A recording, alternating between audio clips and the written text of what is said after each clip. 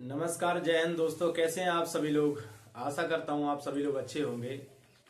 और आज आपको मेरी जो वीडियो होने वाली है वो थोड़ी लंबी होगी दोस्तों। इसको आज को पूरा देखना चाहिए, क्योंकि आज की जो सच्ची घटना एक कहानी में आप सभी लोगों के सामने लेकर आया हूं, उससे आपको जीवन में और जीवन जीने की कला मालूम चलेगी आप सभी लोगों के लिए। एक इंसान जो कि थोड़ी बहुत मुसीबत आने पर घबरा जाता है, तो ऐसे ऐसे इंसानों के लिए आज की जो वीडियो है दोस्तों, कि इंसान के अंदर या उसके साथ में कितनी भी परेशानी आ जाए, पर उसे अपने धैर्य के साथ और हिम्मत के साथ काम ले तो इंसान का पूरा जीवन सुखमय तरीके से व्यतीत हो सकता है। जय हिंद दोस्तों, कैसे हैं आप सभी लोग। आशा करता हूं आप सभी लोग अच्छे होंगे। आज फिर स्वागत है आपका कहानी आपकी मेरे इस यूट्यूब चैनल पर। दोस्तों, आज की जो सच्ची घटना है वह है 18 नवंबर 2012 के टाइम की। एक मछुआरा रहता है जिसका नाम रहता है जो साल्वाडोर, जो कि मैक्सिको का रहने वाला रहता है। जो साल्वाडोर क्या करता है कि अपने परिवार का जीवन यापन करने के लिए वह समुद्र में जाता है और मछली पकड़कर बाहर लाता है, उसको मालिक के हवाले कर देता है और उससे जो पैसा मिलता है उससे वो अपना जीवन का खर्च पानी चलाता रहता है। दोस्तों, उसके पास स्वयं की नाव नहीं रहती है और ना ही स्वयं का उसके पास पैसा रहता है, तभी वो अपने मालिक के यहाँ पर काम करता रहता है करीब करीब 15 साल से। इस तरीके से उसके जीवन में काम करते करते उसको तकरीबन 15 साल का समय बीत जाता है दोस्तों। और जब उसकी जिंदगी में एक अचानक ऐसा दिन आता है कि उसको तकरीबन 1.5 साल के करीब भूखों प्यास से रहकर वो एक जिंदगी की बड़ी जंग जीतकर सभी लोगों के सामने जिंदा लौटकर आता है। तो आज उसी साल्वाडोर की मैं कहानी आप सभी लोगों के सामने सुनाने जा रहा हूं दोस्तों, जिसे आप लास्ट तक पूरा सुनना। दोस्तों, जब साल्वाडोर अपने जीवन की नैया को लेकर समुद्र में घुसता है और साथ में जब वो जाने लगता है, तो अधिकतर उसके साथ में एक उसका साथी रहता था जो कि हमेशा उसके साथ जाता था समुद्र में उसके मछली पकड़वाने के लिए। लेकिन जब 2012 में 18 नवंबर को जब वो जा रहा था, तो उस समय जो उसका परमानेंट साथी था जाने वाला, तो उसकी किसी कारणवश तबीयत खराब हो जाती है या परेशानी आ जाती है किसी परिवार में कारणवश, तो वो इंसान नहीं जाता है और वह कहता है कि तुम किसी और को ले जाओ।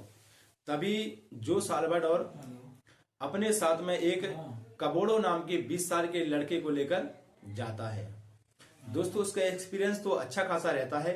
जब वो 18 नवंबर को निकलता है तो उसके साथ में कुछ सुख सुविधाएं वो लेकर जाता था। वो इसके साथ में दोस्तों वो करीब करीब मछली उसकी खराब ना हो, तो इसलिए वो कम से कम 80 और 90 किलो के करीब बर्फ लेके जाता था साथ में। और अपनी सुरक्षा के लिए, जानकारी के लिए एक जीपीएस सिस्टम होता था, तो उसको भी लेके जाता था। और एक रेडियो रहता था जिससे वो किसी भी परेशानी में फंसे तो अपने मालिक के लिए कांटेक्ट कर सके। और साथ में दोस्तों वो 2 या 3 दिन का खाना और पानी लेकर भी चलता था। साथ में मोबाइल भी रहता था उसके पास में, जिससे वो अपने मालिक के साथ संपर्क कर सके और कोई भी परेशानी आए तो उसे सूचना दे सके। वो 3 और 4 दिन में उनका आना जाना हो जाता था कि उनका जो टारगेट रहता था कि हमें इतना मछली पकड़ना है वहां से, और वहां से हम 3 और 4 दिन के अंदर वापसी कर जाएंगे समुद्र के बीच से। दोस्तों, लेकिन उसे नहीं मालूम था कि आगे चलकर मेरे जीवन में क्या होने वाला है। जैसे ही साल्वाडोर कबोड़ों के साथ में दोस्तों जब निकलता है, तो करीब करीब 50 मील की दूरी पर वो समुद्र में अंदर पहुंच जाता है और मछली पकड़ना स्टार्ट करते हैं। तो उनको 2 दिन बीत जाते हैं और तीसरा जब दिन का उनका होता है दोस्तों, तो उस समय उनने करीब 400 किलो या 500 किलो के करीब मछली अपनी नाव में भर लेते हैं। नाव वही रहती है दोस्तों उनके साथ में, वो डंडे के साथ में चलाने वाली नाव, जिससे वो जाता था और उससे वापस भी आ जाता था। इसी के साथ दोस्तों जब 2 दिन पूरे व्यतीत हो जाते हैं और तीसरा दिन जब आता है, तो उसके जीवन में ऐसा नहीं है कि पहली बार हुआ था। अधिकतर उसके जीवन में हमेशा ऐसा होता रहता था कि समुद्र में आना जाना और छोटे या बड़े बड़े कई तूफानों से उसका सामना हुआ था। पर तीसरे दिन जब दोस्तों वो आया, तूफान जब भयंकर रूप लेकर आया, तो उसकी नाव विचलित होने लगी और वो समझ गया कि अब मैं रास्ता भटकने वाला हूं। और धीरे धीरे करके दोस्तों वैसा ही होता है कि वो इंसान जो साल्वाडोर रास्ता भटक जाता है। जैसे ही रास्ता भटकता है दोस्तों, तो वो अपने मालिक को फोन करता है, तो उसका जो जीपीएस सिस्टम रहता है जो कि लोकेशन मालूम करवाता है, तो किसी कारणवश जीपीएस सिस्टम उसका खराब हो जाता है और उसकी बैटरी रहती है, उसके रेडियो रहता है उसके पास में, तो रेडियो में भी काफी कम बैटरी रहती थी। उस दिन खासकर 40 और 50% बैटरी थी और लगभग उसका काम 2 या 3 दिन का रहता था, तो बैटरी उसका काम कर जाती थी कि 2 या 3 दिन में वो वापसी भी कर लेता था। लेकिन जैसे ही जब दोस्तों उसके समय खराब आता है तो विपत्ति चारों तरफ से घेर लेती है इंसान को। पर इंसान को कैसे उनका सामना करना है, तो ये इससे सीखें। तो जो साल्वाडोर ने अपने मालिक को रेडियो पर कांटेक्ट किया और कहा कि मेरा जीपीएस सिस्टम काम नहीं कर रहा है और मोबाइल भी मेरा तूफान में कहीं खो गया है जिससे वो मिल नहीं रहा है और मैं रास्ता भटक चुका हूँ, काफी बड़ा तूफान आ चुका है और आप मेरी सहायता कीजिए। तो मालिक कहता है कि वहीं आसपास देखो कोई बड़ा जहाज या कोई नाव वाला हो जो उससे सहायता मांग लो। तो उसने कहा कि नहीं, यहाँ आसपास तो मुझे कुछ भी दिखाई नहीं दे रहा है। तभी मालिक कहता है कि ठीक है, थोड़ा देर सब्र करो और कैसे भी करके आप अपने आप को सुरक्षित रखो, मैं कुछ ना कुछ व्यवस्था करता हूँ। ऐसा ही दोस्तों होता है और धीरे धीरे उसकी मोबाइल की रेडियो की बैटरी डिस्चार्ज हो जाती है, तो उसका जो बाहरी दुनिया से संपर्क पूरी तरीके से खत्म हो जाता है। दोस्तों अब धीरे धीरे 4 और 5 दिन का जब समय व्यतीत होता है तो वो एकदम पूरे तरीके से रास्ता भटक चुका होता है और उसके पास में वो समुद्र के बीच में रहता है, तो जहां पर देखता है तो चारों तरफ पानी ही पानी दिखाई देता है। दोस्तों उसके साथ में जो नया लड़का रहता है कबोड़ो, उसका ज्यादा एक्सपीरियंस नहीं रहता है तो थोड़ा बहुत परेशान होता है। तो जो जो साल्वाडोर रहता है तो इसको सांत्वना देता है और तसल्ली देता है कि ठीक है, हम एक ना एक दिन बाहर निकल जाएंगे। धीरे धीरे समय दोस्तों जब व्यतीत होता है तो 1 महीने का समय व्यतीत होने लगता है, तो इनके पास पीने का पानी खत्म हो जाता है, खाना भी खत्म हो जाता है, बाहरी दुनिया से संपर्क करने के लिए साधन तो इनके पहले ही खत्म हो चुके थे।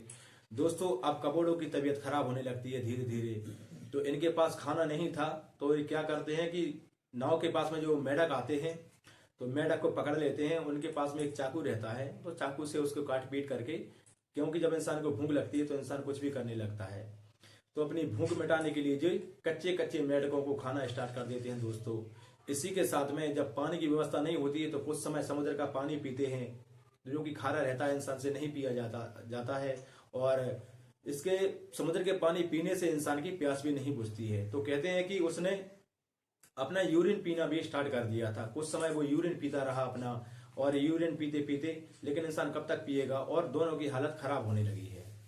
दोस्तों जब धीरे धीरे समय 1.5 या 2 महीने का बीतता है तो उसकी जो साथ में लड़का रहता है कबोड़ो नाम का 20 साल का लड़का, उसकी तबीयत खराब हो जाती है और कहा जाए कि उसकी मौत ही हो जाती है। दोस्तों जब वो कबोड़ो बताता है कि 4 दिन तक कबोड़ो जो साल्वाडोर रहता है कबोड़ो की डेड बॉडी को अपनी नाव पर रखे रहता है और उससे तमाम बातें चीतें करता रहता है। अरे वो एक दिन सोचता है कि ये तो मर ही चुका है, अगर मैं इसी तरीके से अगर बातें चीतें करता रहा तो शायद है कि मैं मानसिक स्थिति खो सकता हूं और मैं पागल हो सकता हूं। दोस्तों कैसे भी करके वो जो साल्वाडोर उस कबोड़ो नाम के लड़के की डेड बॉडी को पानी में फेंक देता है और वो सोचता है कि चलो अब तो ये चला ही गया है। धीरे धीरे अपना समय पास करता रहता है और एक आशा में रहता है कि शायद एक ना एक दिन मुझे बचाने के लिए कोई ना कोई आएगा।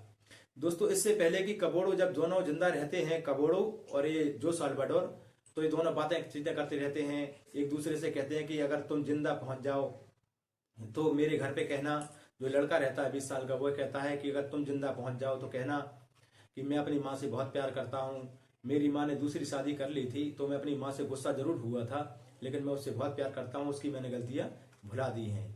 इसी तरीके से जो साल्वाडोर भी उस कबोड़ो लड़के से कहता है कि अगर मैं जिंदा बच गया, तुम जिंदा बच जाओ तो तुम मेरे घर जाकर कहना कि मैं अपनी बीवी बच्चों से सभी लोगों से बेहद प्रेम करता हूँ और उन्हें अगले जन्म में भी आकर उनकी सेवा करता रहूंगा। इस प्रकार दोनों दोस्तों वो लोग बातें चीजें करते रहते हैं और आखिरकार कबोड़ो की मौत हो जाती है और उसकी वो डेड बॉडी को पानी में फेंक देता है। अब नाव का वजन ज्यादा रहता है दोस्तों, करीब 500 किलो के करीब मछलियां भरी पड़ी हुई थी उसकी नाव के अंदर, और वो वजन कम करने के लिए नाव का, क्योंकि मछली ज्यादा दिन तक उसमें रहेगी, अब वो भटक चुका था रास्ता, उसने सोचा कि पता नहीं कब पार लगना है, मछली 5 और 6 दिन के अंदर खराब होने वाली होती है दोस्तों। तो इसी के साथ वो मछलियों को पानी के अंदर फेंकना स्टार्ट कर देता है, अपनी नाव को हल्का कर लेता है।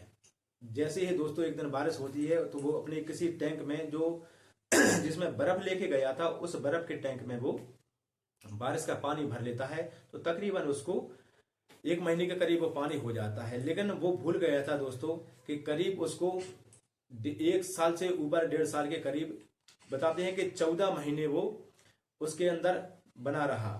14 महीने यानी 438 दिन टोटल।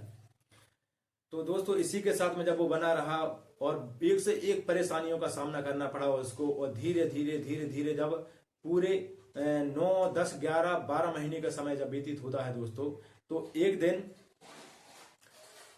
न्यूजीलैंड के जो देश रहता है न्यूजीलैंड, उसके पास में एक टापू दिखाई पड़ता है इसको, किसको, जो साल्वाडोर को। और उसको थोड़ी बहुत उम्मीद नजर आती है कि हाँ शायद अब मैं उसके पास में पहुंच सकता हूं, क्योंकि जब वो न्यूजीलैंड के इस टापू के पास में गुजरा तो वहां कुछ चिड़ियों के चहचहाने की आवाज मिली। तो उसने जजमेंट लगाया, क्योंकि ये हालत खराब हो चुकी थी इसकी, भूख से प्यास से बड़ा परेशान था, डला हुआ था अपनी नाव पर। तो जैसे ही चिड़ियों की चहचहाने की इसने आवाज सुनी तो उसने जजमेंट लगाया कि जहां पे चिड़ी या कुछ पशु पक्षी रहते हैं तो वहां पर जमीन का होना संभव हो जाता है। तो इस तरीके से इसने अपना अनुमान लगाया और सर उठाकर देखा तो कुछ इसको करीब 1.5 या 2 किलोमीटर की दूरी पर एक टापू दिखाई देता है दोस्तों। और ये कैसे भी करके अपनी नाव से छलांग लगाकर और हाथ पैर मारते, उल्टे सीधे हाथ पैर मारते हुए उस टापू तक पहुंचता है और वहां पर जाकर ये बेहोश हो जाता है दोस्तों। बेहोश जैसे ही हो जाता है तो ये न्यूजीलैंड के पास पहुंच जाता है। और आपकी जानकारी के लिए मैं बता दूं कि ये मैक्सिको से चला हुआ था और तकरीबन न्यूजीलैंड तक पहुंचते पहुंचते इसको 14 महीने यानी 438 दिन का पूरा समय बीत जाता है इसका समुद्र में ही। और इसको करीब करीब 8000 किलोमीटर तक का सफर इसने समुद्र में ही नाव के द्वारा पार किया था दोस्तों। जैसे ही ये वहां पर पहुंच जाता है न्यूजीलैंड के उस टापू पर, तो वहां पहुंचते इसकी हालत खराब हो जाती है और ये बेहोश हो जाता है। अब वहां पर कुछ नारियल के पेड़ लगे हुए थे, तो वहां पर न्यूजीलैंड के कुछ 2 दंपत्ति रहते हैं, पति पत्नी। तो वहां पर वो नारियल की खेती करते हैं और नारियल की खेती करने के लिए वहां पर अक्सर आते रहते थे। जैसे ही भगवान कहते हैं कि सबकी परीक्षा लेता है, लेकिन इसकी कुछ ज्यादा ही परीक्षा ले ली थी भगवान ने। जैसे ही इसका पहुंचना हुआ करीब 1.5 और 2 घंटे बाद दोस्तों, वहां पर वो जिसकी खेती होती थी वहां पर न्यूजीलैंड के 2 दंपत्तियों की, वो समय वहां पर पहुंचते हैं और उस इंसान को देखते हैं तो बड़े डर जाते हैं, क्योंकि इससे पहले उनको वहां पर कोई इंसान कभी दिखाई नहीं देता था। जैसे ही वो इस इंसान के पास पहुंचते हैं तो जो लेडीज रहती है वो डर जाती है, पर इसका पति हिम्मत बांध के कैसी कभी करके जो साल्वाडोर के पास पहुंचता है, उससे पानी वानी छिड़कते हैं, नारियल का पानी पिलाते हैं। तो जैसे वो होश में आता है, उनके पास कुछ खाना पीना रहता है, उसको खाना पीना भी खिलाते हैं। जब वो होश में आ जाता है, थोड़ा ठीक हो जाता है, तो उससे बातचीत की जाती है। तो वो उस समय बातचीत करने की अवस्था में नहीं रहता है दोस्तों। तो वो लोग अपनी वहां पे न्यूजीलैंड की सरकार को फोन करते हैं, इसको रेस्क्यू किया जाता है और न्यूजीलैंड के अस्पताल में पहुंचाया जाता है। बताते हैं कि इसका करीब करीब 20 दिन तक इलाज चला। 20 दिन के दौरान इसकी हालत जब सही होने लगी है तो ये काफी समय से किसी से बातचीत नहीं की थी इसने, तो कंटिन्यू 2-3 घंटे तक बातें करता रहा, अपनी इसके ऊपर जो बीती है सब कुछ बातें सुनाता रहा सभी लोगों के लिए। और सुनाने के बाद ये स्वस्थ हो जाता है दोस्तों। फिर इसी के साथ में 20 दिन का जब इसका न्यूजीलैंड में इलाज हो जाता है तो इस वहाँ की जो सरकार रहती है, वहाँ के जो अधिकारी लोग रहते हैं, वो मैक्सिको में संपर्क करते हैं इसके परिवार वालों को। न्यूज में खबर चलाई जाती है तो इसके जो परिवार वाले रहते हैं वो संपर्क करते हैं। फिर जो साल्वाडोर को न्यूजीलैंड से मैक्सिको के लिए भेजा जाता है और सलाह दी जाती है डॉक्टरों द्वारा कि इसको अकेला ना छोड़ा जाए और पानी में भी इसको कभी जाने ना दिया जाए, क्योंकि इसकी मानसिक स्थिति खराब हो चुकी है और ये अगर अकेला रहेगा या पानी के पास जाएगा तो कुछ ना कुछ बड़ा हादसा हो सकता है दोस्तों। फिर इसी के साथ जो साल्वाडोर जब वहां पहुंचता है मैक्सिको अपने घर पर, तो अपने बीवी बच्चों से मिलता है जुलता है, सभी लोगों से जुलता है मिलता है। और इसी के साथ में वो कपड़ों के घर पर भी जाता है। तो 5-6 घंटे बैठने के बाद उसकी माँ के पास, जो उसकी कपड़ों के साथ में 20 दिन तक जो भी उनकी बातें हुई थी, अच्छी बातें, बुरी बातें, प्रेम वाली बातें, जमाने की बातें, वो अपनी उसकी कपड़ों की माँ को बताता रहा। और दोस्तों इसी के साथ वो आ जाता है, वो अपने प्रेम के साथ में वो रहने लग जाता है अपने घर वालों के साथ में। तो इस घटनाक्रम को सुनाने का मेरा उद्देश्य किसी को ठेस पहुंचाना या परेशान करना नहीं है, बल्कि आपको जागरूक करना है, आपको सचेत करना है और आपको मोटिवेट भी करना है इसके जरिए। क्योंकि इंसान अगर किसी कमरे में रहता है या अकेले में रहता है तो 2-4 दिन बाद, 4 दिन तक अगर अकेला रहता है तो इंसान इतना परेशान हो जाता है कि कुछ से कुछ करने के उसके मन में ख्याल आने लगते हैं। और कई लोग ऐसे रहते हैं कि उनके जीवन में छोटी अगर कोई बात आ जाती है तो इंसान कई ऐसे कदम उठा लेते हैं कि अपनी इसे प्यारे से जिंदगी को, इस जीवन को नष्ट कर देते हैं। तो इस कहानी से दोस्तों हमें सीख यही मिलती है कि हमारे जीवन में कितनी भी परेशानी आ जाए, कितनी भी बड़ी मुसीबत आ जाए, इंसान अगर उसको ठंडे दिमाग से और हिम्मत के साथ अगर सामना करे तो इंसान के सामने कोई भी समस्या इंसान से बड़ी नहीं हो सकती है।